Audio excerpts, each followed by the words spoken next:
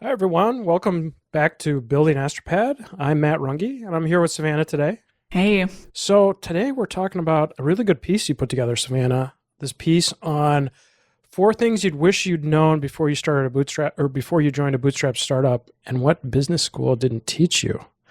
So I thought that was pretty interesting. So we got a lot of questions on this. So, well, I guess a little bit of background. What did you go to business school for? Yeah, I studied marketing and entrepreneurial management, which, the entrepreneurial management is sort of like, what does that mean? Like, how do you teach that in school? And actually, a lot of the things that I talk about in my piece don't apply to that entrepreneurship part of my education because that program in school was actually really good, and they really just like threw you into the deep end with like entrepreneurship. Like my capstone class was just like a year-long class where you started a business and you got like a $10,000 loan and were That's super, expected super to cool. like make a profit by the end of the year. And so that class was very unique compared to the rest of my education in business school, which I felt like was very geared towards the corporate world. Yeah, tell me more. So what's Yeah, what's one of the first things that you feel like you weren't weren't you prepared didn't for. learn, yeah, weren't prepared for Yeah. joining a small company or a startup? Well, like overall, I'd say my like beef with business school Sure. is that I picked up on the fact that, our business school had corporate sponsors, like in all of our buildings and like the auditoriums and stuff, there would be big names like 3M and Honeywell, like right over the top of those buildings. And like it seemed like every aspect of business school was just funneling you into jobs at those businesses. Like those were our sponsors, and the whole program was designed to place you into jobs in those really corporate roles. And like everything from, the career fairs to how they taught you to like design your resume, it was just so down to a science of like getting you into those roles. And so it didn't really leave a lot of room if you wanted to do anything else, which was sort of me, where I was like, I don't really see myself in one of these corporate roles. I'm kind of interested in like the startup side of things. But yeah, and then when I, graduated and I eventually did find my way to a startup, I was like, oh my gosh, there's so much that I am not prepared for. And one of the first things that I talk about in my article is, how to actually talk to customers. Because like I remember in my marketing classes learning about things like what a focus group is and like how to have a focus group and how to design quantitative surveys for market research. And that's cool if you have like a really big budget to work with in like a huge corporation. But in a startup, you can't hire an external firm to do a focus group. And so you are responsible for gathering that customer feedback yourself. And I feel like the best feedback I've gotten from our customers is just through having like really casual conversations, like talking with people through Twitter DMs or, a casual email thread or, just like in Instagram DMs too, even. I just feel like it should be casual, and that's where you get the most authentic feedback. I guess in business school, they kind of approached market research as something that was like, oh, there's a department in your company that handles this and it's very siloed, or you hire an external firm. Whereas in a startup, I feel like it should be part of everyone's job. I don't know. Yeah, What do you no. think about that? Yeah, no, definitely. I mean, the thing with the focus group too is it feels a bit like you're playing a game of telephone. Because even, I mean, we're not far removed from the customer, right? Like we're talking to our customers all the time as well, but the people in our company that talk the most to customers are our support team. And we'll hear stuff from them, but it still even feels different when like we hear there's a problem going on to be like, okay, yeah, can you show me some of the messages of like what they're describing? And just to like really get in direct contact with the customer, read exactly what they're saying. As soon as you get a couple levels away, the nuance and really understanding what they're asking for or what their problem is can be lost. So I think it's hugely valuable. I like to pop into the support queue at random times too, just to see like what are people saying. That's why I like to be on Twitter, and I have searches set up all the time for our products. I want to see anything anybody says about. Twitter's the main social network I'm on. I don't really look at Facebook or Instagram that much, but I just want to see what are people saying. I want to see that raw, unvarnished feedback, good or bad. I want to hear it. Yeah, and I know you like invite customers to email you directly or, go into your Twitter DMs and talk to you. I try to keep my email out there. Yeah, Matt@astropad.com. Yeah, if you want to email me, Matt@astropad.com. Yeah, I feel like with a startup and any company for that matter, like there shouldn't be a hierarchy with talking to customers. Like it shouldn't be that the higher up you are in the company, the further away from customers you are.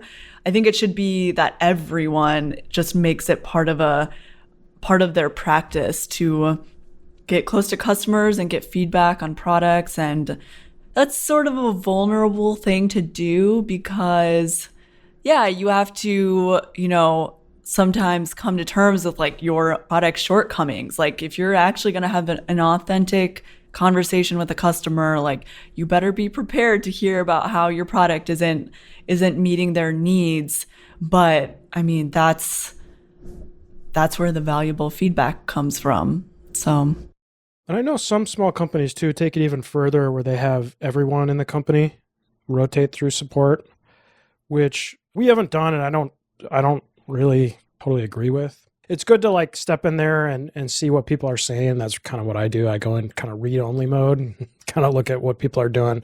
I'll respond to stuff if asked too often, but otherwise, I think with companies that rotate through, you're assuming that it's easy to jump into support, but it's not necessarily. Like support can be really hard to do. It takes a certain kind of person with the very right technical.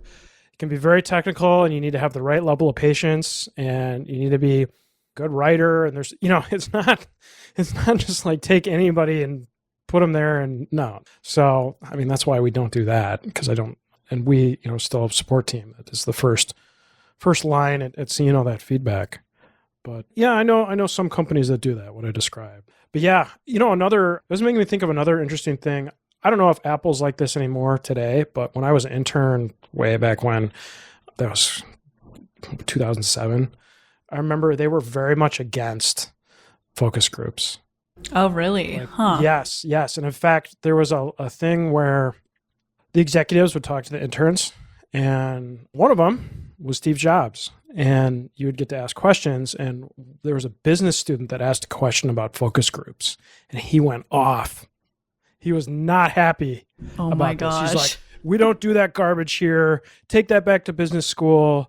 We build, like, I forget all he said, but it was pretty, I don't know today. They're so huge now. I'm sure somewhere within there, they're doing focus groups. But at the time it was pretty interesting. He was like, no, we don't do that. That's not how we do things around here. I remember, this would have been like over 4 years ago now, but it was before we launched Astropad Studio. So we just had Astropad, and we were trying to like come up with like a feature set to launch with Astropad Studio. And so I called like a bunch of our Astropad users, not a bunch, but actually maybe like 10. And I had like really long phone calls with them about what features they wanted us to launch with.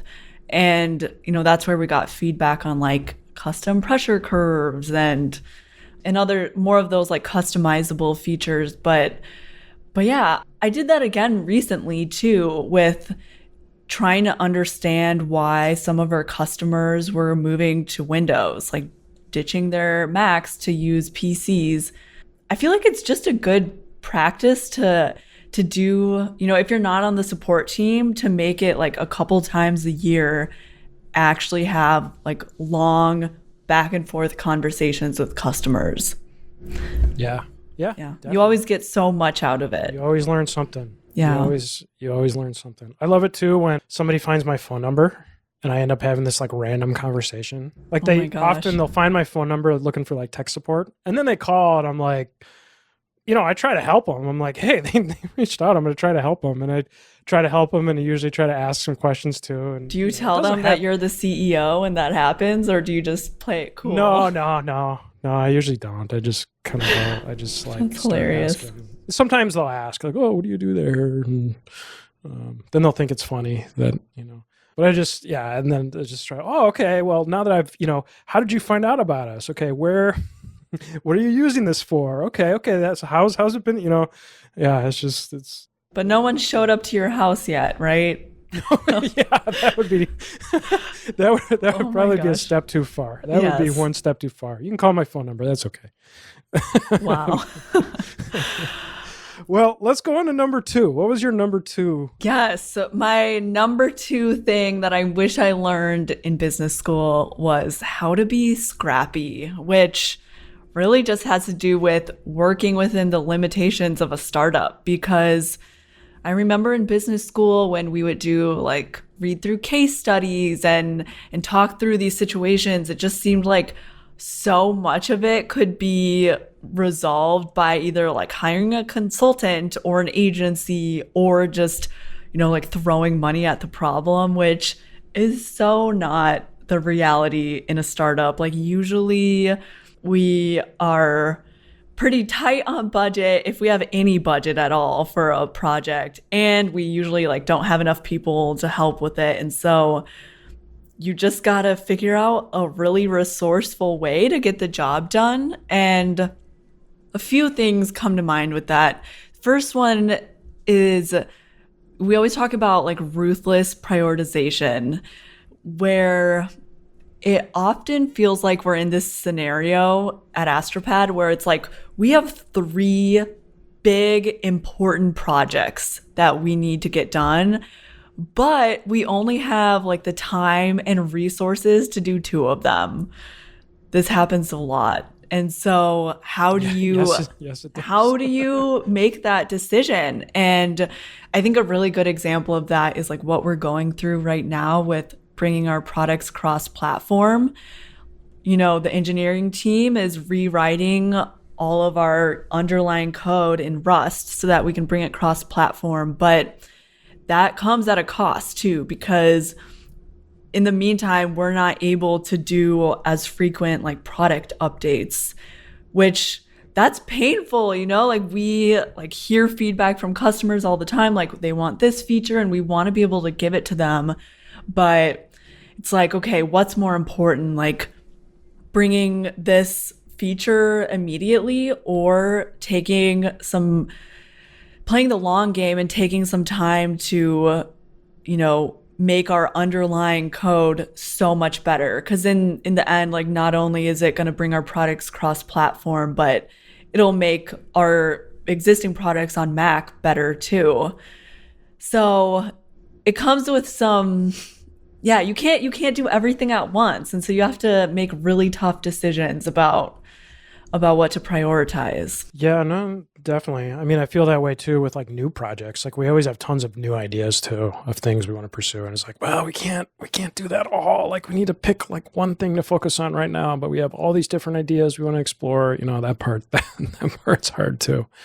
Yeah, I guess I don't know, I'm skeptical too of like, just throwing money at the problem, like actually being able to solve stuff too. Because there's been times too in the company's history where it's like, yeah, you could have written us a big check. It wouldn't have quickly turned things around. There was, other bottlenecks that like, we didn't have the right management in place, and that takes time. Our engineering team wasn't big enough, and that. And it's like, yeah, you can with money you can hire people and scale it up, but it's not like instantaneous. You can't like all of a sudden like quadruple the size of your company, expect to be able to retain the culture or the same quality you put into products. It's like, I don't know. But that also goes back to more our approach, which has been bootstrapped and organic and slower growth and like super explosive, like giant rounds of funding or anything, because we've never had that. Yeah, it's been like slow and steady for us, which can be a little bit painstaking at times. Yes, It's like, yes. I just want to be able to get this product out so that we can move on to the next product idea that we have. Yeah. But I don't know. We've also weathered a lot of storms this way with this approach. We've survived through a lot. Yeah, we have, because the fundamentals are strong then, because they've had to be strong. We couldn't just paper over them. So like the base that we're building off of, has been good. We haven't been able to prop things up like tons of outside money, like some companies do. And some companies do, as I'm saying this, do manage to pull it off and with huge amounts of money scale up quickly. But I don't know, I just hear so many stories about it going sideways. It scares me. Yeah, something else that's hard to like scale up really quickly or throw a lot of money at is like branding, like your brand awareness, not like the visual brand identity, but like, we've been like chugging along with things like blogging and content creation over the past few years. And it doesn't really have that explosive return that things like Facebook ads do, or that they can do if you put a lot of money at it. But over time, that's where you start to see some positive feedback with your brand, like, your SEO starts to look a little bit better. And I don't know, it just seems like there's more, I don't know, your brand is more well-rounded and not as shallow, I guess. So that's something that you can work on. You can keep, chugging away at that without investing a lot of money into it. And it can just be something that's going on in the background. But overall, my big takeaway is like the scrappiness is a good thing. Like working within limitations is a good thing, because if something catastrophic ever happens, you can pivot pretty quickly. And that's what happened when Sidecar came out. Like it was like, okay, this is, pretty devastating for the company. Let's just completely shift our priorities and, navigate around that and be super nimble. And it's hard to do that, I think, if you're at a big corporation where you have a bunch of people and you're much slower at changing strategies. Yeah, I can't imagine at a big company how hard that would be to quickly change strategies. And that made me think of another thing as well, in that with our approach too is, I'm really speaking to the startup ecosystem, because I don't really know big companies at all really that well. But about us having like stronger fundamentals is like from earlier on, we build a habit of being profitable and having to work within those limitations. Because you see other companies that spend a ton of money on like customer acquisition or things like that, and they're spending so much money that there's no way they can ever break even on it. But you quickly become hooked on it, right? You become pretty quickly used to all these things you're spending on, and they go in with the intention of, oh, down the road, we'll figure out how to make this more efficient so it's cost effective. Or we'll have all these lavish giant staff and lavish benefits and office space and all these things. And like, yeah, down the road, we'll like tighten up our belt and like get to profitability. Well, that's really hard to do once you already have those things in motion and you're used to a certain way of working and a certain amount of revenue. Because it might be that in order to bring customer acquisition costs under control, you got to bring your ad spend way down. All of a sudden your revenue is down, but it wasn't profitable revenue anyway, but still it pushed your top line revenue up and it looked really good. So there's a lot of these things you get hooked on. Yeah, you get a little too comfortable with. Yes, you get very comfortable. Yes. It's almost like, gosh, I forgot the name of it, but like you get a raise and you start buying like more expensive stuff, and you get another raise and you start buying more expensive stuff, like lifestyle creep. Or I think that's what it's like called. The same idea. You're like, oh, it's pretty hard to go back now. You get used to a certain way. Yeah, the scrappiness, it's a really good asset to have. We've been able to just adapt and react really quickly, and that's why we've weathered so many storms. We can just be like, oh, okay, gotta change directions. Like, everyone, we're working on this now. And I don't know. I like that. But I was going to go into the next thing because this kind of goes hand in hand with like, I was thinking that. Being scrappy also means like you got to roll up your sleeves and just do the work sometimes. And this is where I feel like business school really let me down. Like really the most of all of them? Maybe the most because like they don't teach you how to like put together a good email campaign or even how to do basic things like write good copy, like good sales copy for a landing page. Key. And, people could argue like, oh, like they'll be hiring, that's not for the business school kids. Like they'll be hiring like writers to do that. But like, no, not at a startup. Marketing. Didn't you have like marketing as well in your degree? And they didn't teach you that. We had one class on like business writing, but it was all about like how to write efficient emails. Not like internal emails. Yeah. Like how to delegate internally. Yeah. Or like, man, this sounds so corporate. Yeah. It's painful to think back on it. No, but not how to write good sales copy. And that's stuff that like I've had to learn on the job. And I think there's just this assumption in business school that like, okay, you'll get an idea for a marketing campaign and then you'll delegate it out to whoever the designer is and the writer and all of that. And I mean, for a long time, I was the only person on the marketing team at Astropad. So like I had to do all of those things and definitely wasn't an expert at any of them, but I just didn't have a choice. Like I just had to do them. So you just got to roll up your sleeves. And then, I mean, a big thing for me has been like filling in the knowledge gaps. Like, okay, business school didn't teach me how to do these things. So I need to figure out who the experts are and learn from them.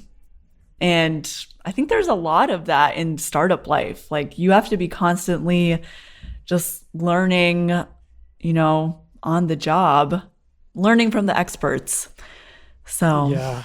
Well, and things are changing so quickly too. I was going to say in the tech industry, but that doesn't feel even right to say that. In like every industry now, things are in so many industry things are changing so quickly too. Where you just got to be good at learning new things, be good at updating your skills quickly too. So that's definitely a good thing to have. But I'm still pretty shocked that you didn't have like any copywriting. No.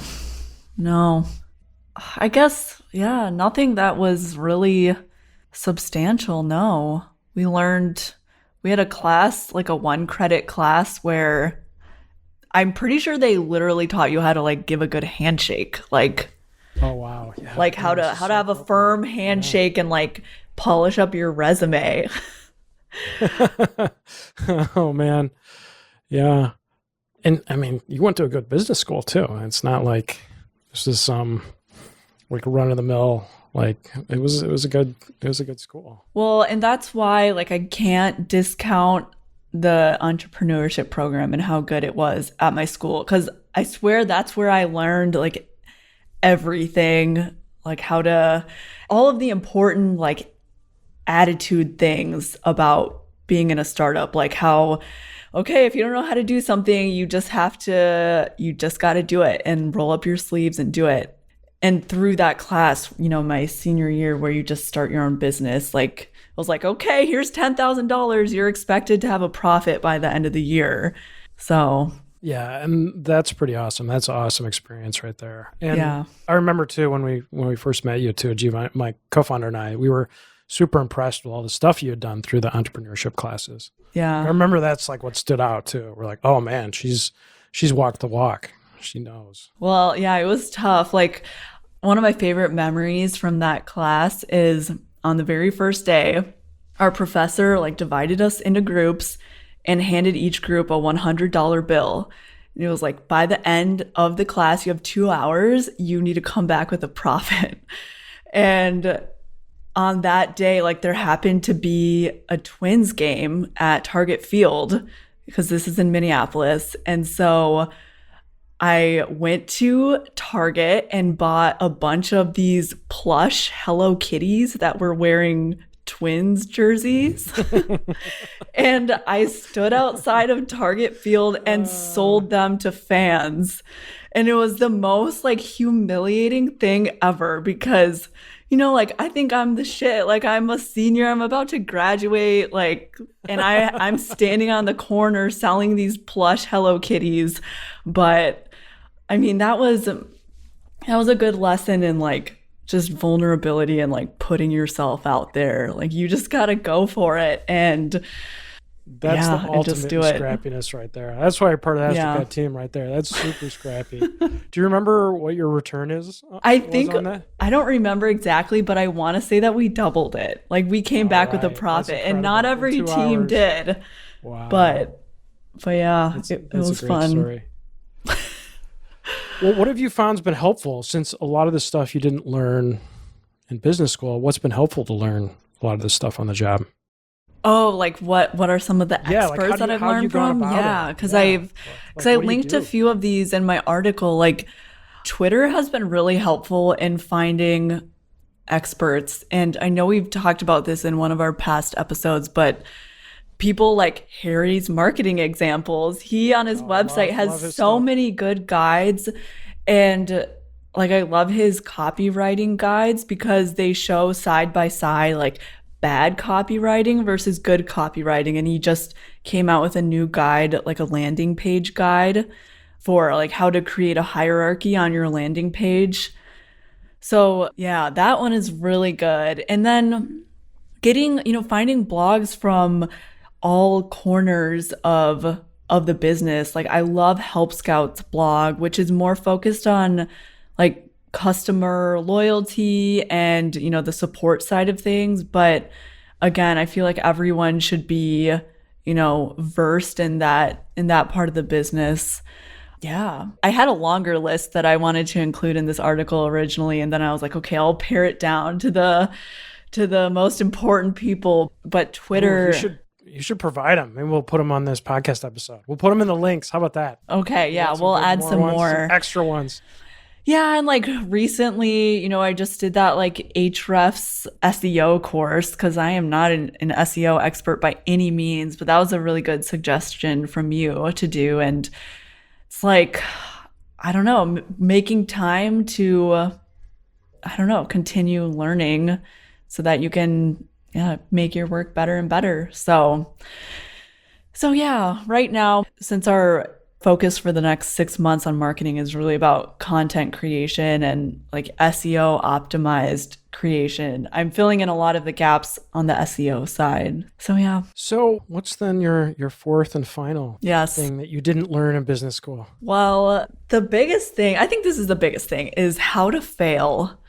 And this is sort of like, yeah, maybe it's a startup cliche, like fail fast and like fail forward, but it's so true. Like in business school, you know, you're on this grading curve. At least at my school, it was this really competitive grading curve where it was like they only gave out like 4 A's per class or per like 100 student section. So it was like cutthroat. You're trying to get an A. Type A people too. So. Yeah. And people like learn how to, kind of master the system of studying and then standardized tests just to get that A. And yeah, that is just not realistic in startup world. Like you are always learning on the job. At least for us at Astropad, like we fail all the time. And that's where we learn the most, right? Yeah, what would you say? That's true. No, I agree with that. You know, and what you're saying made me think of the previous one of having to learn on the job too, which, you know, there's a very big difference between learning something in school, learning enough so you can pass a test and then flush it out of your brain versus like on the job where you need to learn something and then actually use it and apply it to what you're doing. Those are like two different kinds of learning. And unfortunately, too much in school focuses on the first type, just learning for a test and not actually applying it. I think that's also what you're describing with your entrepreneurship class, why it was so great as well, because you were actually applying like your professor knew to like put you out there, and like it wasn't just learn the theory of entrepreneurship. It was like to put you out there, get your hands dirty, and to really experience it and to try and apply, like literally apply what you learn, not just regurgitate it in an essay or on a multiple choice test. Mm-hmm. And that sort of grading system, it creates a bunch of perfectionists, like in business school, all these perfectionists. And then like at a startup, you can't be a perfectionist, because if you are, you will never put your work out there, because you'll always be polishing, and then it'll just never be good enough. And I think we try to take the philosophy where, put something out there and then gather feedback and then start optimizing from there. That's hard. It's hard for me sometimes too, especially with like writing or being vulnerable to put my work out there before it's really, really polished and perfect. But that's what you got to do. You got to be a little bit, be a bit vulnerable. Mm-hmm. Yeah, no, it's hard. I mean, it's like when we're doing this even on the podcast, or when we started this even too, that was like, oh, well, we got to make it really good before. And it's like, no, we got to put something out there. Right. And it's not, as you're saying, it's not easy to do. It does feel very vulnerable. Yeah. The other, big takeaway that when I was thinking about failure, I was thinking about failure in like a trickle down approach, where really failure in a startup or in any company, in any setting, it should come from the top. Like people at the top, the founders, the managers, they should all be failing openly. And then if the rest of the company sees that, then failure will be sort of celebrated from every angle in the company. Celebrated in a way where it's like, okay, if you fail, like that's a success and that you are learning something really valuable from that. And I know last week at my one-on-one with you, Matt, I asked you, what is the biggest failure you've had at Astropad? Mm-hmm. And I thought you had a good answer, because this is like one of our biggest lessons that we've learned. Yes. So you were talking about, you talk about it. Yeah. So you asked me, and right away I was like, not getting to be our products cross-platform sooner. We should have been much sooner. We spent a little too much time optimizing what we currently had, and we should have spent more time getting to Windows, getting to other platforms as well. Of course, now we're working on it. It's been something we've been working on for a while now, but we should have been on it way sooner. Mm-hmm. Yeah. It was a hard one to learn. It was a hard lesson, but we'll never make that mistake again. We will not, no. Nope. And in fact, now when I talk to other entrepreneurs, I'm always warning them about it. I was talking to somebody yesterday too, and their products, they were working on Windows and starting to work on Android. And I was like, good. Like I don't want others to make the same mistake too. Mm-hmm. Yeah. I feel like though you being really open about that as a failure just, gives a good impression, I guess, because now the rest of us can be a little more open about our own failures, which I don't really look at any of my mistakes as like huge failures, because I learned things from them. Like, it comes up with like stuff we've tried with the Kickstarter and trying to get the word out with that, and just things that haven't worked, or, over the course of Astropad's history, like we've made the wrong hires, or that's a big one I was thinking of, the hires. Yeah. Making the wrong hire and also knowing it and not doing anything about it too for too long. Yeah. Yeah. It's just a more positive way to look at failure. And I would hope that then it can be, if it's that trickle down approach where at the top, like the founders are celebrating it, then everyone else can follow suit. But they definitely don't talk about that in business school. So definitely I'm curious now. We talked about some things that you feel like business school didn't prepare you well for being a small company or a startup. What do you think was really helpful for business school? What did help prepare you? Okay, so two things come to mind. The first is just the discipline of school, and having to to juggle a bunch of classes and projects all at the same time. To me, that's my biggest takeaway from school. It's just the discipline of working hard and staying organized. The other thing is, at least at my business school, every single class had a group project component, which was really frustrating at the time. But I guess in retrospect, it was a good thing because you had to learn how to deal with all sorts of group members. And I remember, like, I guess I'm more of like a natural when I'm in a group, like I'm naturally the leader usually. I've just always been like that. And when you are juggling 4 group projects, you can't be the leader in all of them.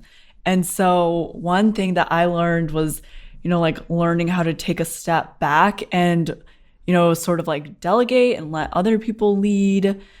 And yeah, I think that was something that I learned specifically because of this emphasis on group work in school. Yeah. And then overall, like what we talked about with my entrepreneurship program, which was just so amazing. Can't recommend that one enough. I took a lot from just putting yourself out there and being scrappy. Yeah, the group work is a good one. So as you're talking about this, so my background's in engineering. I went to engineering school. So all this, I'm thinking like, oh, what didn't I learn in engineering school? And when you said group work, I was like, oh, that's a good one. Because we did not do enough group work in engineering school. Way too much solo stuff. And let me tell you, we should have done more group stuff. But I won't go into that too much. I suppose we could do a whole nother episode just on that one too. Well, and along the lines with group work too, like I wish they did more cross-disciplinary work. That's a good one. Yeah. Where, you're expected to work with people from like other schools or like other focuses, not just in business school, because I think there was this assumption in business school that you would always just be working with other business people. But, at Astropad, like I work with engineers, and engineers are very different from business school kids. Yes, so very different. Historically have not mixed well. I mean, I've had a good experience at Astropad working with engineers, but definitely was not prepared for that in business school. So yeah. Do you feel like there was a lot of people interested in entrepreneurship, or were you kind of more unique in having that interest in entrepreneurship in business school? Yeah, it wasn't huge. I mean, there was a good little corner of the school that was into it, but it really wasn't front and center, and you sort of had to stumble into it. And then once you stumbled into it, it was like, wow, there are lots of great resources within this program. But yeah, it wasn't really a huge emphasis. And were you interested in entrepreneurship before you went to business school? Or did you get interested in that while you were there? I don't know. I think it was just that once I got there, I was like, oh my gosh, I don't think this is for me. And I thought about like dropping out so many times because I was like, I do not fit in. I need to find where I fit in. But now actually talking to like my parents about what I was like when I was little, I think they are not surprised that I've gone this route of like being interested in startups and one day wanting to run my own company. They would say that when I was little, I was like, running my own little companies during playtime. That's great. That's great. Well, yeah. Any other thoughts? Otherwise, that's probably a good spot to wrap it up. Yeah, I guess overall, like I really can't regret business school by any means, because I still had a great experience with the entrepreneurship program. I learned a lot about critical thinking, being disciplined, and ultimately, my experience at school led me to this job that I'm at right now, which, definitely can't regret that. So yeah, overall, I'm happy I stuck with it and kind of took some valuable lessons going forward, but overall I've been willing to learn more on the job, fill in the gaps. So Yeah, we'll have to do another episode on what engineering school didn't teach you, because I would love to hear that. Yeah. No, it really got me thinking after you wrote this piece. I started thinking about my own background. But yeah, no, that was great, Savannah. Well, yeah, let us know, anyone that's listening, what you think. Again, you can let me know what you think as well, matt@astropad.com, or leave us a review. We'd love that as well. Let us know how we're doing or anything you want us to talk about. So, till next time. All right. Take care. See ya.